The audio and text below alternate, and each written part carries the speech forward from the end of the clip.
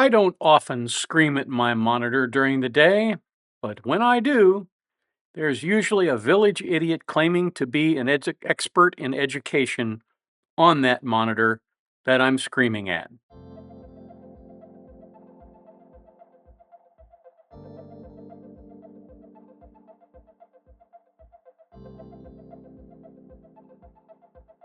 Here's what we're talking about today.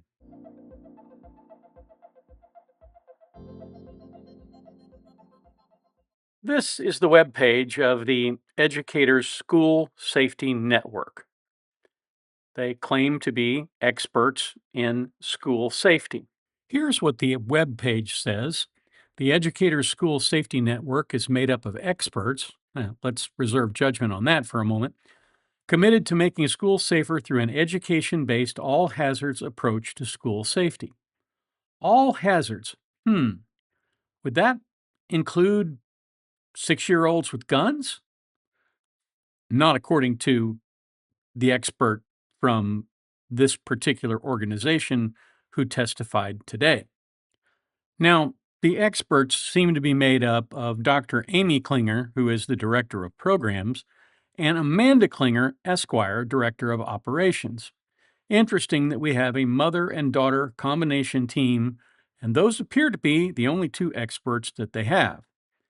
We have one mission: help keep schools safe by providing training, services, and resources to educators, administrators, and school based law enforcement and other stakeholders. Like, teachers, maybe, you would think. It says it was confounded to give educators a voice in critical school safety conversations. Except, in this case, the voice they're giving is not particularly favorable to the teachers and tends to minimize the threats that actually occurred at the Rich Neck Elementary School. Dr. Amy Klinger contends that the shooting that occurred at Rich Neck Elementary School in Newport News was completely unforeseeable. It doesn't pass the straight face test. And if these are nationally recognized experts and your school is relying on them, you need to rethink your thinking. Permission to publish, Your Honor. Thank you. So, in the materials that you were provided, Dr. Klinger, this is the sentence I was reading to you. That around noon, Ms. Kovac came into my office and reported that the students were saying, student, JT, had a gun in his book bag. You see that? Mm-hmm. Is that a yes? Yes. And so, when you said earlier, you can't go around every classroom, knocking on every door, searching every bag. You recall that testimony? Well, I was speaking in terms, your question was about finding out if everything was okay. It wasn't about searching bags. Okay. Well, in this case, there was a specific child reported to have had a gun in his book bag. True? Yes. And because communication is a two-way street and getting in good information is a two-way street, you would expect the assistant principal to attempt to get some information herself. True? Well, according to that statement and the materials that I read, there was a discussion between Ms. Kovac, who was a seasoned educator with a relationship with the student, third in line in the chain of command. There was a discussion between her and Dr. Parker, and Ms. Kovac indicated she was going to go and look in the book bag. And based upon the information that you received, that she checked the book bag, there was nothing in the book bag, but that there was a report that there was something put in his pocket. True? That was a report made later, yes. And you're familiar that in response, Dr. Parker observed that the child's pockets were too little. True? That's in the materials that's alleged. And so when we're talking about getting good information, to make sure that we're on the same page regarding good information, when we talk about Miss West and Miss West bringing a child to Dr. Parker, do you recall your previous testimony about that? She brought him to the office, yes. In fact, according to Dr. Parker left her office and went and retrieved the child. True? Which child are we speaking of? The one that was eloping. Yes. So Dr. Parker at some point in time did decide, I'm going to leave my chair and I'm going to go deal with a student. Yes. I believe she also left her chair when the students had the altercation in the hallway, and also to talk with Miss West about the student she brought in from the playground. And during those times in which Dr. Parker left her chair, did she go and inquire with the student JT? Specifically to the student, Yes. JT, or about the student? To the student JT. No. And you mentioned about how when law enforcement gets phone calls on dispatch, they always want to get information straight from the source. Do you recall that? Mm-hmm. Is it a yes? Yes. And when we talk about getting information straight from the source, in this context, there were two girls who reported to Ms. Kovac who reported to Dr. Parker, true? Yes. And at what point in the day did Dr. Parker leave her desk to go talk to girl number one? Well, in her testimony, Ms. Kovac indicates she didn't know who they were. Not my question. At what point in the day did Dr. Parker leave her desk to go talk to girl number one? How could she if she doesn't know who girl number one is? Because Ms. Kovac doesn't know who girl number one is because she didn't ask her name and didn't get the information, which makes it difficult to investigate. So You don't know who the student is. So Dr. Parker's obligation there stops because she doesn't get good information, so she can sit back and just rely upon the fact that she didn't get good information. That's not what I said. I said it would be difficult to interview a student that you don't know who that student is. That's what we call fogging an answer. In other words, instead of answering the question directly and saying, at no time did she go and try and find these two girls, what she says is, well, how could she? Well, there's this process that a lot of people use, and you even don't have to be a doctorate in education. You don't even have to have a bachelor's degree. In fact, you can be a janitor and you can ask a question. Point me to these girls. Let's go find these girls. I mean, how hard is that? And this expert is acting as though, well, certainly you wouldn't want to just go talk to the people who saw what they saw so that you could figure out, maybe what's going on. Far better to sit back in your office and wait for the gunshot. That is the kind of irresponsible expert testimony that really irritates me, because if you're relying on this woman for your safety plan and she's going to tell your principals that they should absolutely not leave the office until they have a bona fide threat, until somebody has seen and can identify the make, model, caliber, and operating characteristics of the firearm involved, I mean, come on, that's ridiculous. And that's essentially, without going into quite that much detail, a little hyperbole there.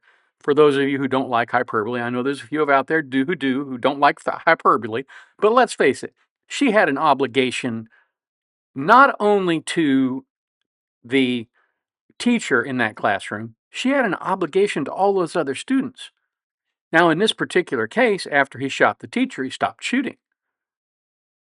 But was that because Amy Kovac got in there and stopped him?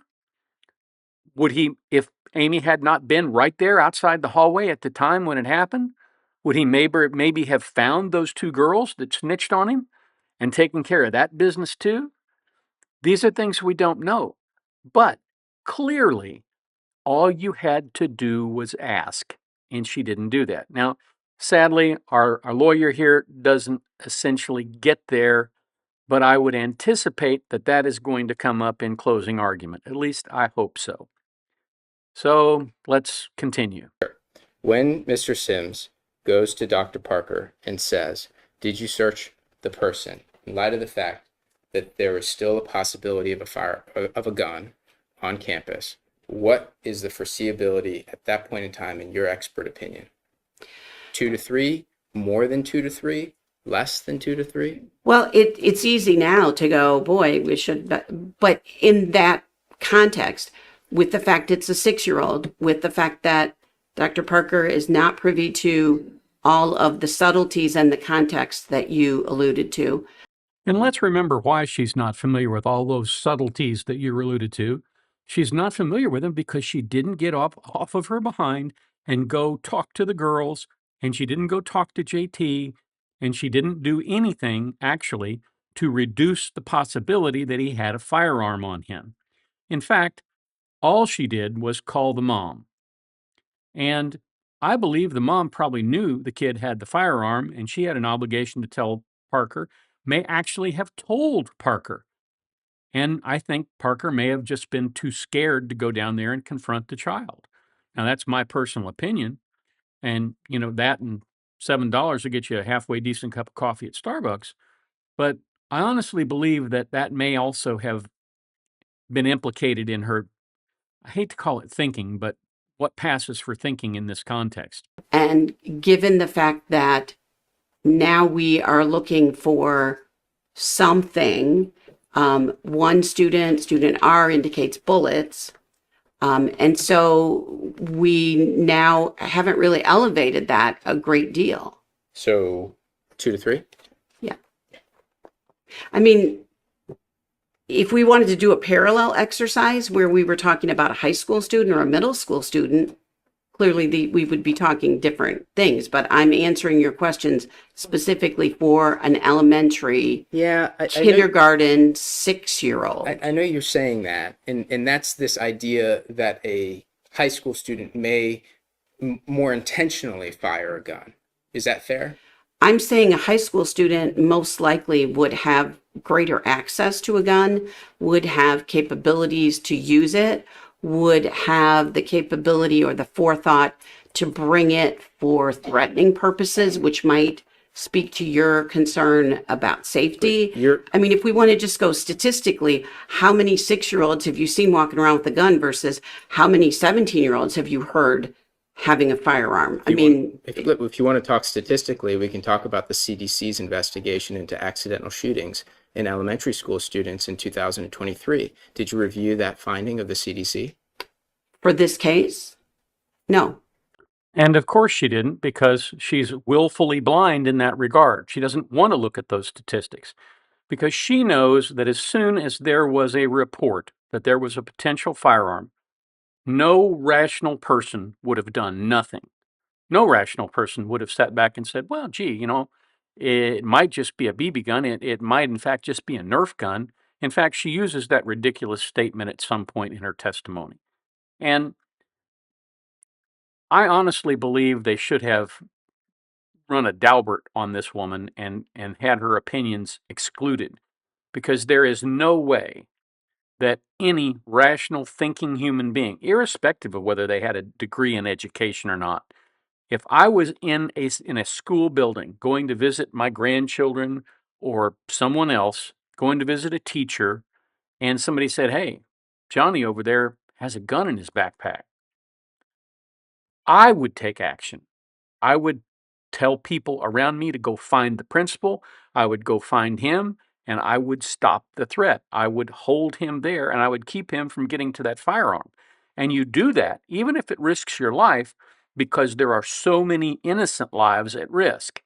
And that is what I think this woman either doesn't understand or at least pretends not to understand. This was an absolute dumpster fire of expert testimony. Thankfully, it came at the end of the defense's case, and the closing will be probably tomorrow. And I may do what I would consider to be a good closing for this case tomorrow morning and get it posted before they actually come in and do the closings in this case. So I don't want to go on too much longer, but I just wanted to let you know this was a dumpster fire. And again, I don't understand why the plaintiffs are not putting on a rebuttal case to essentially knock this woman off of her stand. They certainly could find somebody who could bring in those CDC stats. They could go get a Secret Service agent to talk about the school review done by the Secret Service. It's all kinds of things that they could do to rebut this woman. But I think the reason that they're not doing it is because her testimony is so facially nonsensical. And again, these are all my opinions, but I would be embarrassed if this was my expert. I'd be mortified that she went up there and said, "Oh no, once they had 4 reports of a gun, it's still completely unforeseeable that he has a gun." What planet are you on? I mean, really, what planet is this woman on where that's not the situation? Where, think of it this way. Suppose somebody came into the principal's office and said, "Hey, I smell smoke in the cafeteria. I think there may be a fire there." Do you think the principal would get up off of her can then and go see? I think most would, but let's suppose she doesn't. And then somebody later came in and said, "Hey, I saw flames leaping out of the frying pans in the kitchen." And the principal didn't do anything. And then, "Hey, the east wing of the building's on fire." Well, let me call the mother of the head cook and see what's going on. That's essentially where we're at in this. I mean, I could probably, if I had enough time, I could probably do a better hypothetical, but that's really what's going on. And it makes me angry because it is such sophistry. You know, they bring in the first expert to testify about the other expert because they want to knock down the damages because they are pretty sure they're going to get hit. And then they bring in this gal to say, "Oh, well, it was just completely unforeseeable." Baloney. And she knows it's baloney. Anyway, those are my thoughts. I'd love to hear yours. Thanks for watching. I appreciate you being here today. If you have the opportunity today, try to do one kind thing to help somebody else. Any kind thing will do. Buy somebody a Coke, get them a cup of coffee, anything that makes their day better. That would be a way to help make the world a better place. Because after all, isn't that what we're all after? Now, YouTube has a few things that they think you might be interested in, and they're going to be showing you that right up there.